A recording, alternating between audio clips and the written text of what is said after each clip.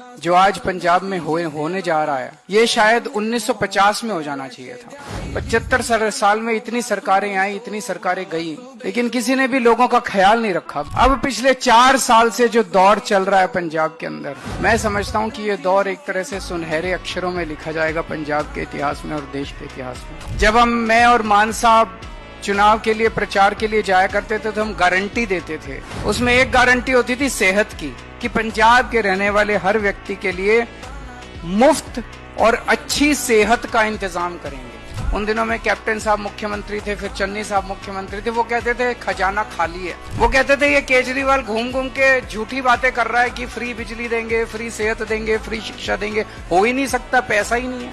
करके दिखा दिया।